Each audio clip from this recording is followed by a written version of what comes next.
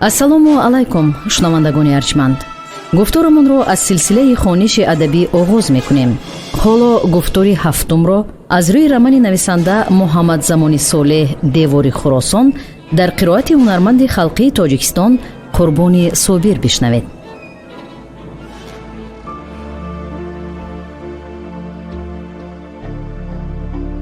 محمدزمان صالح دیوار خراسان.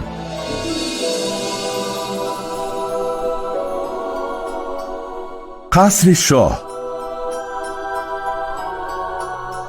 امیر اسماعیل بی‌صبرانه ولی با چهره گرفته و با خیال مشوش پس و پیش قدم میزند. حاجیب وارد تالار می شود و امیر اسماعیل به سویش چند گام برمی دارد. امیر اسماعیل: به امیرم برسانید که من انتظار بار یافتن هستم. شاید خواجه بزرگ خواهش بار یافتنم را فراموش کردند. خیلی وقت گذشت. حاجیب تعظیم می کند و به تالار بارگاه وارد می شود. حاضران به سوی او می نگرند. او پس از ادای مراسم آداب دربار به امیر نصر رو می آرد. حاجیب: امیرم، امیر اسماعیل بار می خواهند. نصر به سوی بلعمی: هنوز او اینجاست؟ بگویید من او را دیدن نمی خواهم. بلعمی: امیرم.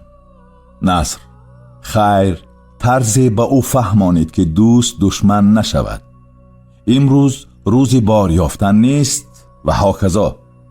صاحب شرطه سمرقند به نام او گردانید و محمد بین عمر را خلیفه اش تعیین نماید. در حق او از این زیاد کار برآورده نیست. به ابو زکریا یحیی نامه نویسید و تاکید کنید که با ابوالحفص صغیر مدارا کند و در هر عملی با او مشاورت نماید.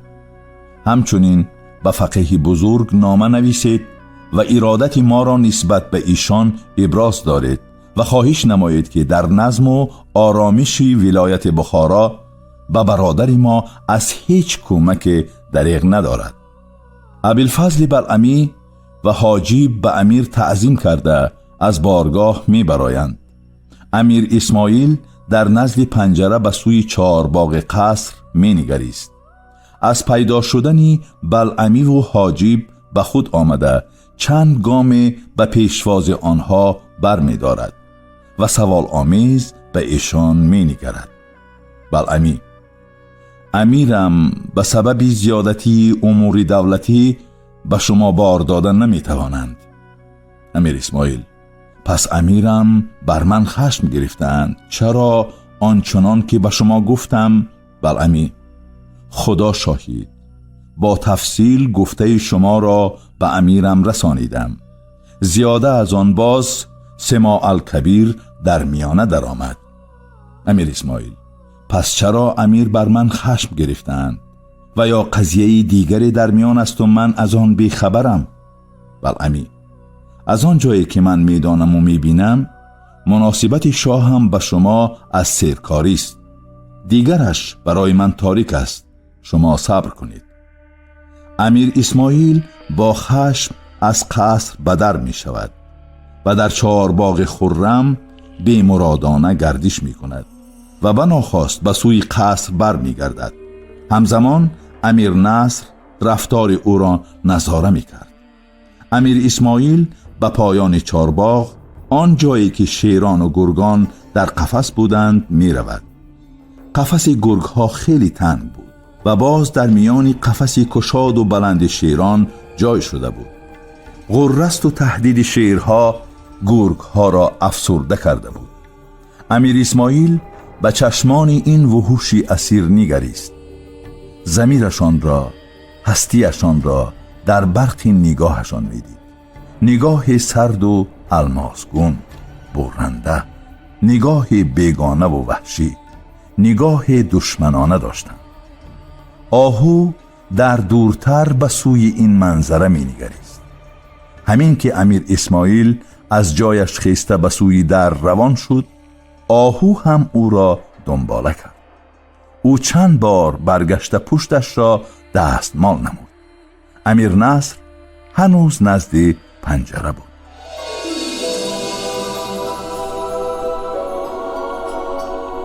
کتابخانه. امیر اسماعیل با پسرش احمد دیوار نگاره های تالار کتابخانه را تماشا می کند. احمد با حیرت به تصویرها می نگرد. دیوار نگاره از تصویری درخت عظیم که سر به فلک کشیده است آغاز می شود. درخت که بیشتر به سرو شبیه است در میان دریای بزرگ رسته است. درون آب جاندارهای دریایی گیردی تنه آن جمع شدند. یک نوع مخلوقهای افسانوی. در شاخسارش انواع پرندگان لانه گذاشتند. در سر درخت پرنده عظیمی با پر و بالهای بزرگ و زیبای نشسته است. در ساحل سبز و خرم دریا جاندارانی روی زمین در موقعهای مختلف تصویر شده‌اند. شیران نر و ماده به استقبال یکدیگر می آیند. در میان آنها غزال آرام و آسوده غنوده است. اسب سفید به سوی افقهای دور می دود، بی سوار است و مرد مسلح به سمت آن اسب روان است و آفتاب از پس مرغ افسانوی سر درخت همچون حلقه زرینی مشعشع نورپاش می باشد. فیل مست و پلنگ حمله‌ور. این همه بالای شاخ گاو بزرگ و گاو در بالای ماهی بزرگتر و ماهی در زمینی بیکران. احمد خردسال به نگاره نزدیکتر می رود و با دقت هرچه تامتر به آن می نگرد. امیر اسماعیل: این نگاره چه معنی دارد؟ می فهمی؟ نام این دریا فراخ کرد است، به معنای بزرگ ساحل یا فراخ کنار. تیشتر ایزدی باران و اپوش دیوی خشکی به پیکار می خیزد و در 3 نوبت بر وی پیروز می شود و هر بار مدت 10 شبانه روز باران می بارد. سیلها می خیزند.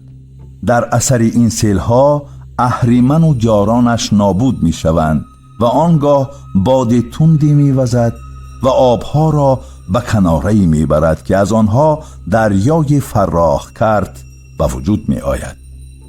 این دریا 1/3 زمین را اشغال می کند و چنان عظیم است که آب 1000 دریاچه را در خود فرو می برد. همه آبها از چشمسارهای اردویسور انهیت جاری است.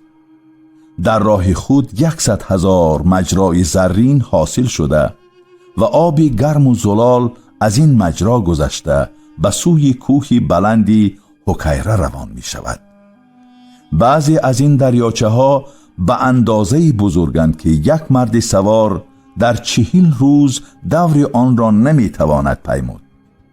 این دریا در اول در آسمان جای داشت. آن را 999,999 فرشته پاسبانی می کردند. این درخت گوکرن نام دارد. برای آن که بر وی اهریمن آسیب نرساند، ماهی کره را به پاسبانی آن گماشتند. این شیرها محضر قدرت و توان و نیرو می باشند و با کلمه شاه و شهریار از یک ریشه هستند و به اصل هر دو نماینده خورشیدند. این ماهی واسی است.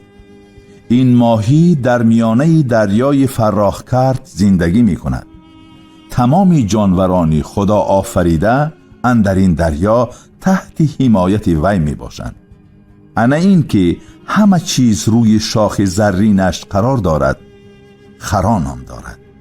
این هم در میان دریا زندگی می کند و 3 پا دارد.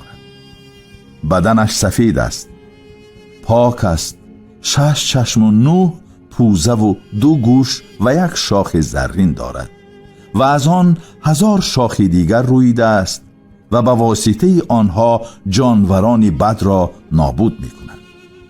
گوشش به اندازه بزرگ است که تمام ولایت مازندران یا خوارزم را فرا می گیرد. جای قدمی وی به اندازه کلان است که 1 رمه 1000 گوسفنده اندرون آن جای خواهد گرفت. در اطراف خردترین پی او 1000 مرد سوار دو زده می تواند و وقتی که این جانور نیک سر در دریا فرو برد و گوشهای خیش بجنباند، اقیانوس به جوش و خروش افتد. لرزه و اضطراب در دامنه کوه گناوت پدید آید.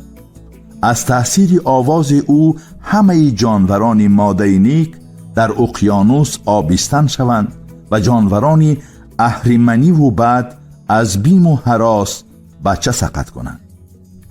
اگر خداوند او را نمی آفرید، آب اقیانوس از آسیب اهریمن یخ می بست و تمام جانوران هلاک می شدند.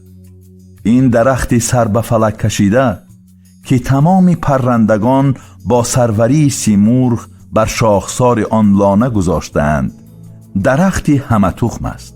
تمام رستنی ها از تخم او رویدند. در مورد حیوانات نیز اعتقاد بر این بود که گاو با نام اوگدت تخمی کلیه 4 پایان و حتی برخی گیاهانی سودمند را با خود داشت. این گاو یگانه مخلوقی روی زمین و حیوانی بود زیبا و نیرومند و گاهی او را به صورت گاو نر و گاهی هم در هیئت گاو ماده تصویر کردند. بعداً کیومرث نیز مانند این گاو از خاک پدید آمد و چون رستنی از زمین رویید و تا 3000 سال هر دو در آرامش بودند. هنگامی که دیوی بدی به گاو نخستین رسید، گاو علی رغم تلاش خداوند یکتا بیمار شد و سرانجام چشم از جهان فرو بست. سپس از هر یک از اعضای گاو نخستین 55 نوع گیاهی شفا بخش رویید. از تخم آن 1 جفت گاو نر و ماده پدید آمد و به دنبال آنها 282 جفت از هر یک از حیوانات روی زمین ظاهر شد. این افسانه خیلی دور و دراز است. در روایات کهن هست که یکی از اعمال جابرانه کاووس، یعنی بزرگترین گناه او، کشتن گاو است که نگهبان مرزهای ایران و توران بود. این گاو را هرمزد آفرید تا چون نزاع بین ایران و توران درگیرد، اسوم خیش در حدی واقعی ایران و توران بکوبد و جنگ و جدال از بین برود. احمد، حد این مرزها کجاست؟ امیر اسماعیل: در آن سوی کشوری اسفجاب، در اقلیم 7 و شمالی چین. این اقوام بدبخت از آن کشوری دور و سرد و بی‌ضیا به میهن مقدس ما حمله ور شدند. از این رو گذشتگان معتقد بودند به آن که زمین روی شاخ گاو قرار دارد و گاو بر پشت ماهی بزرگ، یعنی گاو ماهی خرا، و او در دریای فراخ کرد شناور است. هرگاه که گاو خسته می شود، زمین را از روی یک شاخش بر روی شاخ دیگر می لغزاند و همین کار موجب زمین لرزه می شود. احمد، استادم ضمن تفسیر آیت له ما فی السماوات و ما فی الارض و ما بینهما و ما تحت الثری این قصه را نقل کردند. امیر اسماعیل: پس تو این قصه را میدانی؟ احمد: آره، همچنین در خصوص گوساله زرین قصه ها گفتند. امیر اسماعیل: آفرین. همین وقت کتابدار، همان موی سفیدی که در صورت موغ بر امیر اسماعیل ظاهر می شد، به تالار می درآید.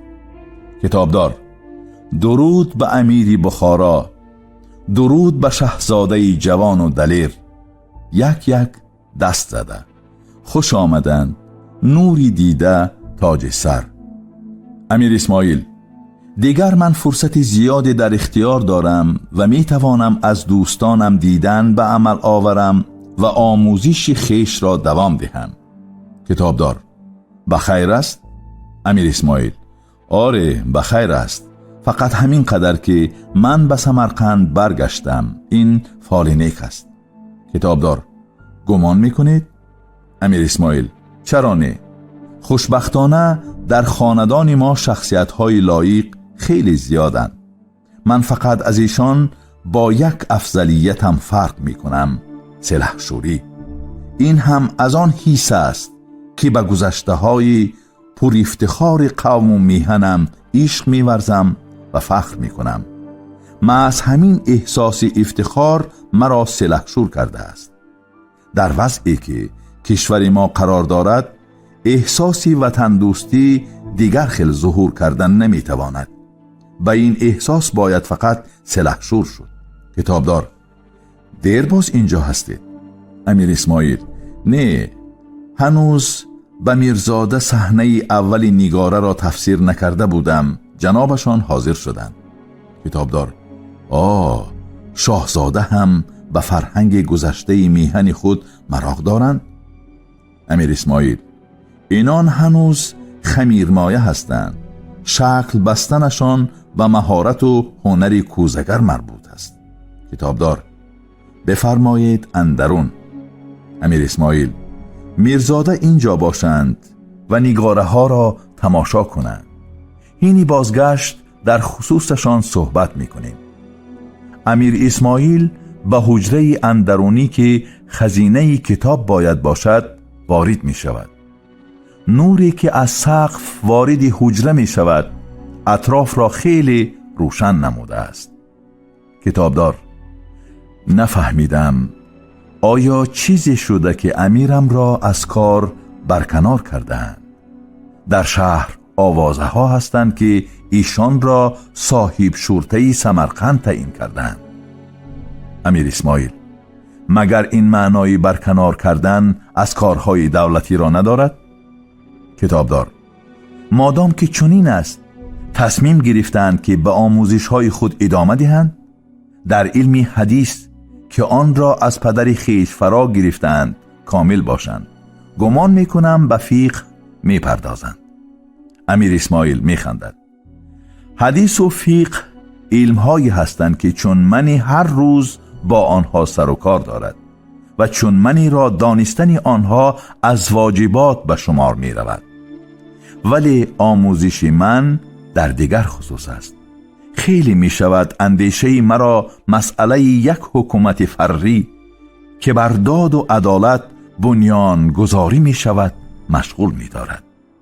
کتابدار: خود حکومت فری یک مسئله است و تطبیق آن مسئله دیگر و از مهمترین مسئله. پایه آن برداد مقدس دانستن زندگی و پرورش جان است. همین طور؟ امیر اسماعیل: همین طور. کتابدار: فکر کردید با پیاده کردن این اندیشه شما را به بددینی و بدعت و کفر گناهکار نخواهند کرد؟ امیر اسماعیل: شما هم به مثل دیگران اندیشه می کنید. مهم اینجا برای پرورش خیرات زمینه مهیا کردن است. خود خیرات از بزرگترین ترازوی عمل است. پرورش خیرات پیاده کردن اراده آزاد است. هدایت به سوی آبادی های دیار است. پرورش جان هاست. کتابدار: کسی به شما اجازه نخواهد داد که مردم را از کارهای اخرویش یعنی امارت آخرتش برکنار دارید و مجبور به امارت شرک و گناه سازید. امیر اسماعیل: آباد داشتن این دنیا در هیچ دین شرک نیست. ما خود به چشم خیش دیده ایم که این بدویان صحرایی بهشتی موعود را در واقع در دیار ما یافتند و آن رسالت را که در مسلمان کردن ما داشتند از یاد بردند و با غراق مال و ملک ما را صاحبی کردند. مردم ما را به غلامی بردند، هرچند تاراج مال مؤمن کفر است. مردم هرچند به اسلام گرویده باشند هم ولی تاراج شد. به بهانه سرکشی از شرع و اسلام و زیدی حکام محلی به بردگی برده شد. این چیزها به ما امکان می دهد که خرد را پرورانیم، حکومت داد را پایه بگذاریم. فقط از همین راه می توانیم بر دشمنی بدوی خیش فایق آییم. در اساس اسلام جهانبینی خیش را که 1000 ساله ها بر توحید اساس یافته است از نو زنده سازیم. به همین قصد نزد ایشان آمدم که کمکم نمایند. هرچی از تاریخ و دانش گذشتگان است برایم روشن سازند. کتابدار: امیرم با زبان پهلوی و عربی آشنایی کامل دارند؟ امیر اسماعیل: بابا مرا تمسخر میکنید. کتابدار: زبانم سوزد، من کجا و جرأت تمسخر کردنی چون شما را کجا؟ من واقعاً از زباندانی ایشان آگهی ندارم، برای همین هم پرسیدم. امیر اسماعیل: پهلوی را از بابایم و عربی را از پدری بزرگوارم آموختم و در نزد استادان این فن از امتحان هم گذشتم. کتابدار: در موقع شما انسان واقعاً باید دانشمند باشد، خردمند باشد. عذر میخواهم، این مدارکی که امیرم میخواهند کی لازم دارند؟ امیر اسماعیل: حاضر. کتابدار: فرصت تأخیر نکرده به خدمتشان میرسانم، همین حاضر از دنبالتان میرسم. امیر اسماعیل: من با خودم میگیرم. کتابدار: زحمت میشود، من نمیگذارم. امیر اسماعیل: نه، شما زحمت نکشید، علمای زیادی با شما سر و کار دارند، انتظار کردن آنها کار خوب نیست. من با خود میگیرم، اگر زیاد باشد هم باکی نیست، با خود یاور آوردم. تبسم میکند. کتابدار: من شرمنده هستم، خاک بر سرم. از حجره به در می رود و بعد از چند لحظه با بسته کتاب بر می گردد. تمام این مدت امیر اسماعیل تنهاست و کتابها را پیش خود برق می زند. عذر امیرم، عذر. به خود جرأت می دهم که از شما بپرسم، اینجا علما فقط بر 2 علم، فقه و حدیث مشغولند، پس چی طور امیرم این مسئله را پایه‌ریزی می کند؟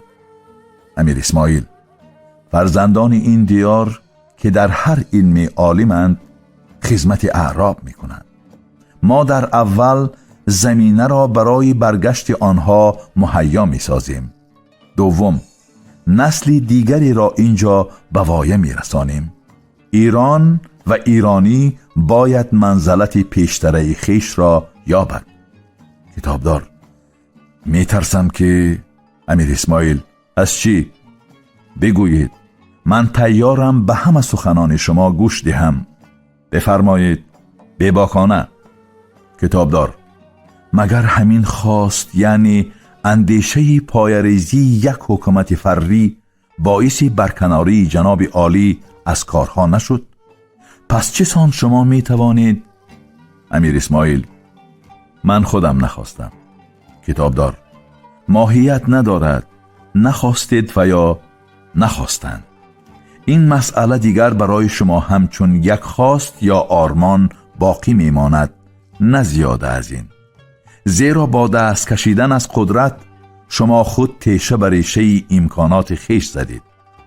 برای این طور گستاخانه ابراز داشتنی اندیشم از جناب عالی عذر میخواهم. شما دیگر نمیتوانید و یا امکانیت نمییابید که به سرچشمه های خیش برگردید و یا مردم را برگردانید. امیر اسماعیل: پس به فکر ایشان چی باید کرد؟ جناب عالی راه نشان دهند. کتابدار: گستاخی می شود اگر چون منی به جناب عالی راه نشان دهد. امیر اسماعیل: خواهش می کنم. کتابدار: شما در موقعی قرار دارید که مجبورید با دوست و دشمن خیش مراسا کنید، بگذار موقتی هم که باشد. امیر اسماعیل: شما گفتن می خواهید که نمی بایست بخارا را ترک کرد. کتابدار: آره. بخارا برای پیاده کردن اندیشه های شما جای مناسبی بود. اولا در کناره قلمروی خاندان سامانی است. دوم هنوز تعصبات فرقه‌گرایی در متن جامعه رسوخ نکرده است. مهم همین است در کشور ما و رارود به مثل دیگر نقاط عالم اسلام تعصبات دینی و مذهبی راه نیافته است. در زمینه آن میتوان هر گونه اندیشه را پرورید. امیر اسماعیل به شرطی که از قدرت برخوردار باشید. حالان که من از همچنین قدرت برخوردار نبودم. کتابدار: قدرت چیست؟ تسلط یافتن بر وضع موجود. آن را کسی به شما نمی دهد. شما خودتان با عزم قوی، با کمال فضل و عقل چاره‌ساز صاحب می شوید. این به مثل چکاندن یک قطره روغن به آب حوض است. قدرت تلاش است، تلاش پیگیرانه. امیر اسماعیل اندیشه‌اش صدا می دهد.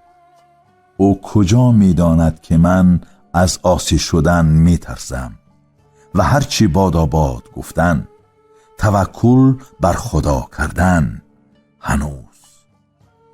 با کتابدار: سری این مسئله اندیشه می باید کرد. او از جایش می خیزد و بسته کتاب ها را برداشته از در بیرون می شود. شاهزاده جوان احمد غرق تماشای دیوار نگاره های تالار است. کتابدار آنها را تا کوچه گسیل می کند. امیر اسماعیل با فرزندش از میان کوچه باغ‌های زیبا و خرم با جوی‌های آب زلال می گذرند. احمد خیلی شاد است و گرداگرد پدرش می گردد و با شوق سخن می کند. آنها با ذوق می خندند. آسمان صاف و بی‌غبار است. نور خورشید از خلال شاخساران درختان میوه می درخشد. رود آرام می رود. امیر اسماعیل در سایه درخت زردالو بالای سبزه ها دراز کشیده است و بندی اندیشه است. احمد روی ریگزار ساحل با خود مشغول است. او از ریگ دیج می سازد و پیرامون آن را دیوار می بردارد. در آن ساحل رود گله اسپان می چرند و برزگران در شال زاران مشغول کارند.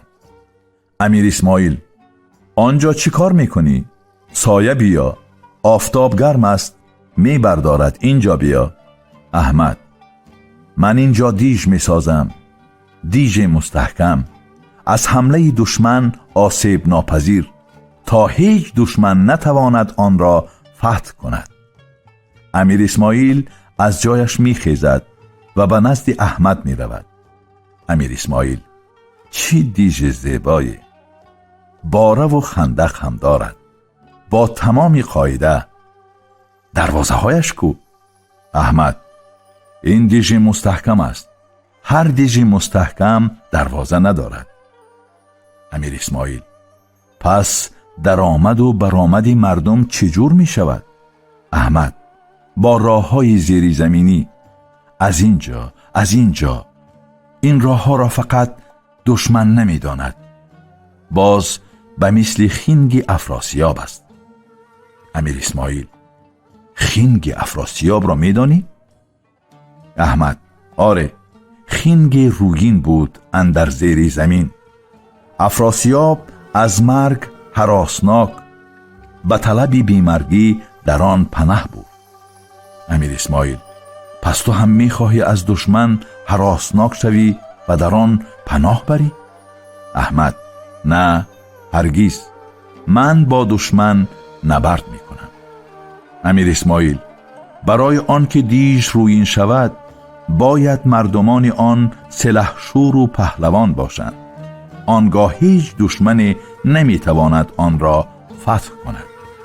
احمد: من می خواهم به مثل رستم پهلوان باشم. امیر اسماعیل: بسیار خوب.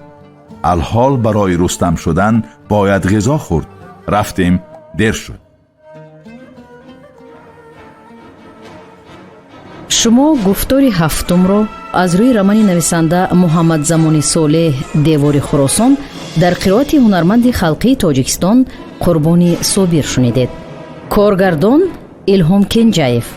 поёни гуфтор аз силсилаи хониши адабӣ. шод бошед дӯстони азиз.